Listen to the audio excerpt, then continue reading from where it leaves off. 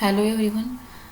मागच्या लेक्चरला आपण entry point method बघितलेला, म्हणजे सी शार्पचा सिम्पल प्रोग्राम बघितलेला. तो कसा एक्झिक्यूट करायचा, हा कुठे एक्झिक्यूट होणार आहे का, तर कमांड प्रॉम्प्टवर त्याच्या स्टेप्स बघितलेल्या.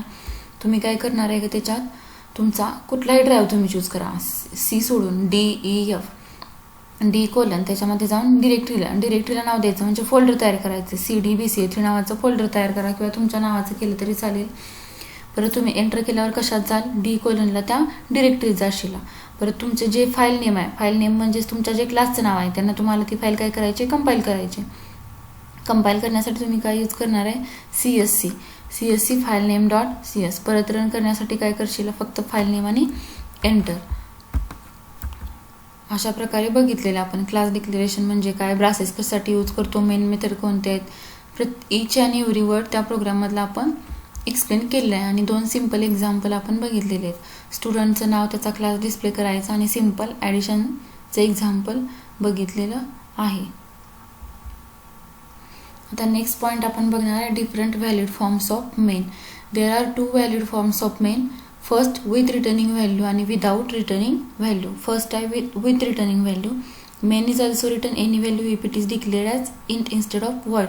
वर्डमध्ये जर इंट लिहायचं असेल तर तुम्हाला रिटर्न लिहावं लागणार आहे. Main is also return any value. Main काय करणार आहे, रिटर्न व्हॅल्यू करणार आहे, पण कधी, it is declared as int असं डिक्लेअर केलं असेल तर तुम्हाला काय लिहावं लागणार आहे, रिटर्न लिहावं लागणार आहे. Wien return type is integer. जर तुमचा मेन मेथडचा टाईप काय असेल, इंटिजर असेल, तर यू मस्ट राईट रिटर्न. तर तुम्हाला एंड ऑफ मेथडला तुम्हाला काय लिहावं लागणार आहे, रिटर्न 0 असं लिहावं लागणार आहे. एक्झाम्पल बघा, सिम्पल एक्झाम्पल घेतलं आहे. आता तुम्हाला समजलेलंच आहे, सी शार्पचा प्रोग्राम आपला कसा स्टार्ट होतो, क्लास आणि क्लास नेम. मग क्लास सुरुवातीला मी काय घेतला, क्लासला नाव काय दिलं, टेस्ट. क्लासचा curly bracket start, public static int main. With returning value बघायचं आहे. विथ रिटर्निंग व्हॅल्यूला आपल्याला काय घ्यावं लागणार आहे, इंट मेन घ्यावं लागणार आहे. Public static int main. Main मेथडचा कर्ली ब्रॅकेट स्टार्ट. आता काय करायचं, वरती मी using system core namespace use केला आहे का गं, नाही. त्यामुळे मला इथं काय लिहावं लागणार आहे, सिस्टीम लिहावं लागणार आहे. System .console.writeline. सिस्टीमचा S कॅपिटल, .consoleचा C कॅपिटल, .writeline मधला W कॅपिटल, आणि लाईनमधला L कॅपिटल. आणि जे काय तुम्हाला स्टेटमेंट प्रिंट करायचं आहे किंवा वर्ड प्रिंट करायचं आहे, तुम्हाला आता काय प्रिंट करायचं आहे, फक्त हाय प्रिंट करायचं आहे. पब्लिक स्टॅटिक इंट मेन लिहिले, त्यामुळे मला इथं काय लिहावं लागलं, रिटर्न 0 लिहावं लागलं. मेन मेथडचा ब्रॅकेट कंप्लीट, क्लासचा ब्रॅकेट कंप्लीट. कळते. विथ रिटर्निंग व्हॅल्यू म्हणजे काय, तुम्हाला मेन मेथडला काय लिहावं लागणार आहे, इंट. मेन मेथडला ज्यावेळेस तुम्ही इंट यूज करशील त्यावेळेस तुम्हाला एंड ऑफ मेथडला काय लिहावं लागणार आहे, रिटर्न 0. ह्याला काय म्हणायचं, विथ रिटर्निंग व्हॅल्यू. एक्झाम्पल बघितलं, क्लासला नाव दिलं होतं टेस्ट. क्लासचा bracket start, public static int main. जे काय तुम्हाला स्टेटमेंट प्रिंट करायचे आहेत ते, त्याच्यामध्ये मेन मेथडचा ब्रॅकेट परत स्टार्ट होईल कर्ली ब्रॅकेट. system.console.writeline. प्रत्येक वर्डचं ह्याच्यात फर्स्ट लेटर कॅपिटल आहे. काय मेसेज प्रिंट करायचं आहे, तुम्ही इथं हाय प्रिंट करणार आहे, इंट मेन लिहिलं, त्यामुळे तुम्ही इथं काय लिहिलं, रिटर्न 0. मेन मेथडचा ब्रॅकेट कंप्लीट, क्लासचा ब्रॅकेट कंप्लीट. सेकंड टाईप आहे without returning value. Main does not return any value if it is declared as void.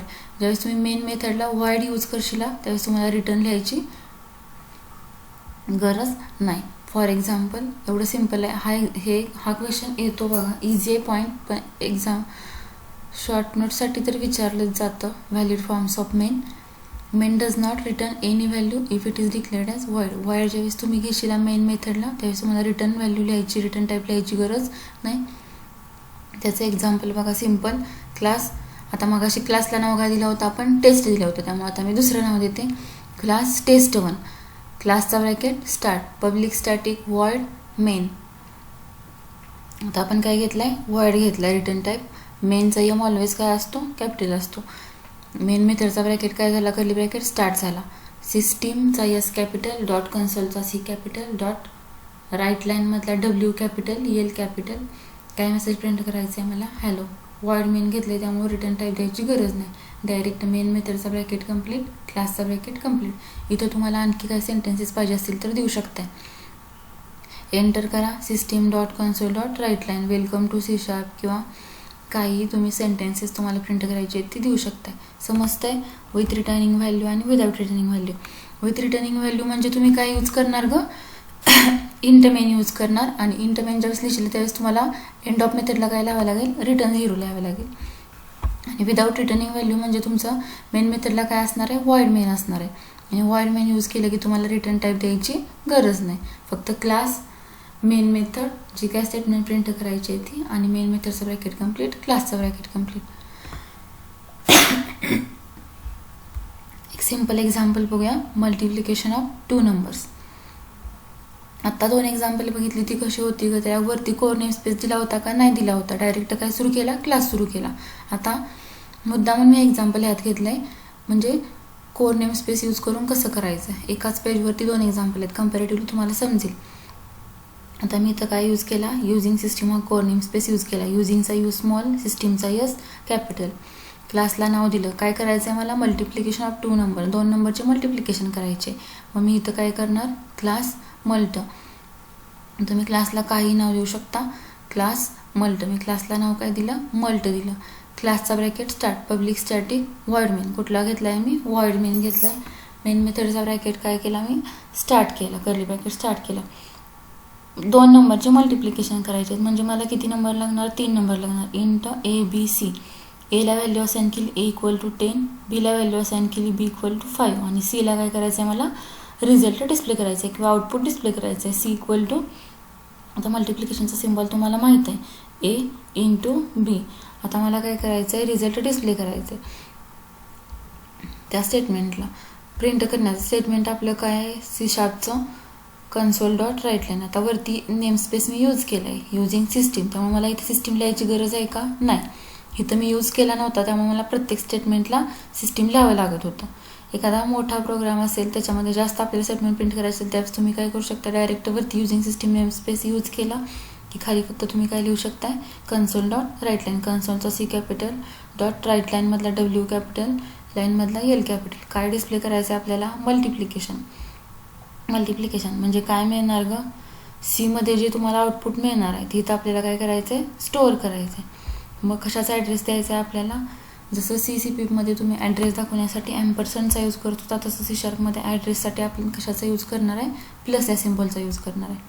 मग console dot write multiplication, double कोटमध्ये multiplication equal to double quote complete plus address of C plus C. Main मेथडचा bracket complete, क्लासचा bracket complete. कळते? Namespace वरती घेतला तर using system हा namespace वरती घेतला तर खाली प्रत्येक सेंटेन्सला नेम स्पेस द्यायची गरज नाही. पण जर तुम्ही वरती नेम स्पेस यूज नाही केला तर तुम्हाला प्रत्येक स्टेटमेंटला नेम स्पेस यूज करावा लागेल. आता नेक्स्ट पॉईंट आहे आपला कमांड लाईन आर्ग्युमेंट्स. तो आपण पुढच्या लेक्चरला बघूया. थँक्यू.